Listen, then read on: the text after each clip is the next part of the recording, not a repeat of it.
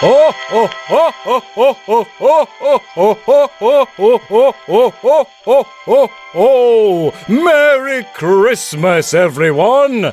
It is I, Mr. Christmas, your festive fair-weather friend. Do you want to feel rewarded for a difficult year in the winter times, when the nights creep in at 2:30 in the afternoon? Then I'm your man. Are you having a difficult time in the sunny summer months and find yourself in need of some reassurance and jolliness on a balmy July evening? Then find some other chump, buddy.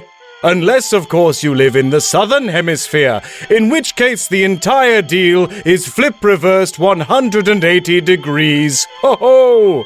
Now, in the year of our Lord 2020, we're facing one of the strangest Yule tides in living memory. And there aren't even a bunch of Germans to kick a football about with, in the interests of making a non-specific point about how war is bad or something. It's true! I even made your friend and mine Tom Crowley dress up as a Deutsches Herr Lieutenant and do keepy-ups for 5 hours, and still I feel nothing. Bitte, Herr Christmas, meine Beine. Halt die Klappe! Kicken diese Fußball! Ach du Lieber. Of course, you can always rely on me to swim up through your plumbing and leave a soggy satsuma on your sleeping head, same as every Christmas Eve. But beyond my usual contribution, I just didn't know how to alleviate the stresses and strains of this very challenging time. So I thought to myself, who do I know that's good at giving advice? And it hit me like a sack full of coal slamming into a hedge fund manager. So this Christmas, I'm yielding, or should that be yielding, my seasonal slot to Wingnut, the 5-year-old Agony uncle who's on everybody's nice list. Over to you, my lad. Thank you very much, Mr. Christmas. Hello, my name is Wingnut. I am a 5-year-old boy, and when it comes to Christmas, I am what my mummy calls overexcited. Welcome to Ask Wingnut, the show where me, a 5-year-old boy, helps you with your problems. Now, this month for the festive season, you listeners have come forward in your droves to grab at the hem of my robe of festive wisdom, and we have a ginormous bulging Santa sack of questions, so we really should get right to it, shouldn't we? First of all, we have a message from Dr. Jen Sugden. Hey Wingnut, how early is too early to put up your Christmas tree? This is a question which has plagued mankind since the dawn of Christmas and has plagued my family for as long as I can remember being alive. My mummy is Church of England and believes that the Christmas season begins slap bang on the first day of Advent. But my daddy is of the Jain religion and believes that we should not have a Christmas tree at all, but rather pursue a life of asceticism and celibacy. But my mummy always says, "Not on your Nelly, governor." This year we have compromised by putting a Christmas tree up on the 1st of December and feeling generally a bit guilty for having things. Hope that answers your question. Next we have a lovely letter about a matter of the heart from Samariel K at Ghost in the Bathroom on Twitter. Oh, that sounds scary. Anyway, hi Wingnut. I started dating this lovely guy. We haven't made anything official, but things are certainly going that way. Should I invite him to my family's Christmas? We're a very rowdy, loud, weird family, and he's a bit awkward around new people. I'm afraid to scare him off. Well, Samariel, in our house where we live, we have a neighbor whose name is Mr. Williams. My daddy says he is a grumpy bastard, But my mummy says I mustn't say that. Sorry, mummy. And that he is just a bit stern. Once, Mr. Williams came to the front door when my daddy was out at the shops, and mummy answered it. And when I saw Mr. Williams's face, it was all red, and his moustache was sticking up all over the place at all angles. He looked so cross that I thought he would explode or have a Kodak arrest. Mr. Williams said that Daddy had knocked over his ornamental gnome of Elvis Presley while he was pulling out of the driveway, and if it happened again, Mr. Williams would come over and kick Daddy's head off. But my mummy is very nice and diplomatic, and so she had Mr. Williams in for a cup of tea, and they agreed that it wouldn't happen again and that nobody would get their head kicked off. When Mr. Williams left, it was a profound transformation, and he had cooled right off and no mistake. Then when Daddy got home from the shops, Mummy shouted at him and said that she had just had to have a cup of tea with that grumpy bastard Mr. Williams, and if Daddy ever knocked over the Elvis gnome again, he would have to sleep in the garage for 6 months. Since then, the gnome has been safe and nobody shouts or gets kicked. So in conclusion, Sir Mariel, maybe you could shout at your family to stop being weird before your boyfriend meets them. Or you could try shouting at your boyfriend and saying that he has to like your family or else, and that might sort it out. Up to you. Next we have this from Kate Onyette. Wingnut. How can I make sure I don't overload from the sheer amount of seasonal TV that Christmas inevitably brings? If I miss the wrong thing, there is a risk of becoming a social pariah. Now this is an easy one. Last week my mummy and daddy were talking about what they were going to binge what's next. My daddy said that they should watch Tinker Tailor Soldier Spy, but my mummy said they had to watch that chess program on Netflix because everyone at the office was talking about it and she was feeling left out. My daddy said, for goodness sakes, it's supposed to be recreation, not a bleeding homework assignment.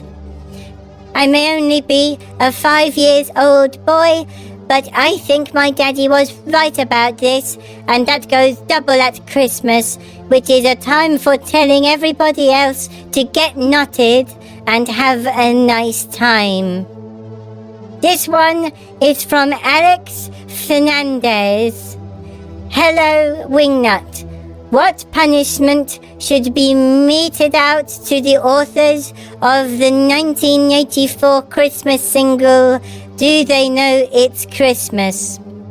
Well, Alex, I have not heard this song because I am only 5 years old and have not had enough time to become a consumer of mass media, so I cannot be the judge, but I suspect that your local council authority must have some guidance as to what sort of fine or public service might be assigned to the naughty songwriters. My favorite Christmas song is The Wheels on the Bus, when my daddy does sleigh bells in time with the music, and it makes me laugh. This next nice letter is from Thomas Jancis, who writes, Hello, Wingnut. What should one leave as a snack and drink for Father Christmas? Too many cookies and milk will make his tummy hurt, and he shouldn't have been having too much sherry when driving his sleigh. And do the reindeer enjoy the carrots? They only seem to eat half. Well, Thomas, this is quite the dilemma. The food is a flop, whether it is very healthy or not very healthy at all. Maybe you should try giving Father Christmas and his reindeer something that is a bit bad for you, but not too bad for you, like a burrito. That should do the trick. Next, I received 2 very similar questions, so I will try to answer them both at once, please. Thank you. Firstly, from James at Jomsy on Twitter. Hey, Wingnut. Is it okay to open a present and take a look early, as long as you wrap it up back exactly the way it was, and no one sees you, and you act surprised on Christmas morn? Tut, tut, tut. Oh dear, James. And this was followed up by Mark Shettenhelm, who asks, Wingnut, I peeked ahead in my advent calendar. Will something bad happen to me? Well, well, well. It seems that we have an awful lot of impatient Ians listening to this program, don't we? Mark, I will quiet your fears and tell you that no, nothing bad will happen to you, but Jesus will know, and he will be a bit cross with you, but not so cross that he will kill your crops or curse your children with plague. More sort of giving you a stinky look cross. But Jesus always said to turn the other cheek, so I'm sure he will forgive you, unless he is a hypocrite.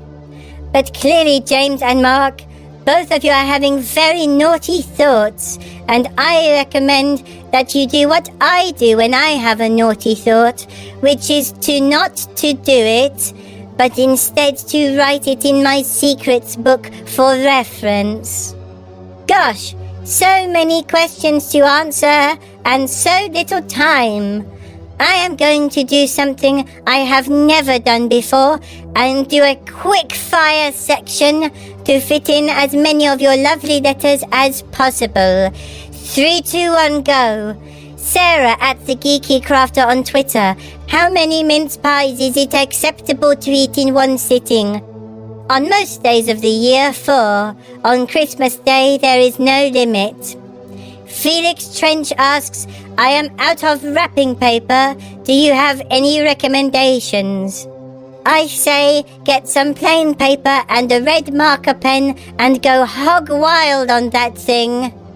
Rosie Fletcher asks, what is the best flavor quality street and why are people so rude about the pink ones which I like best? If your favorite flavor is pink kind, then that is the best flavor.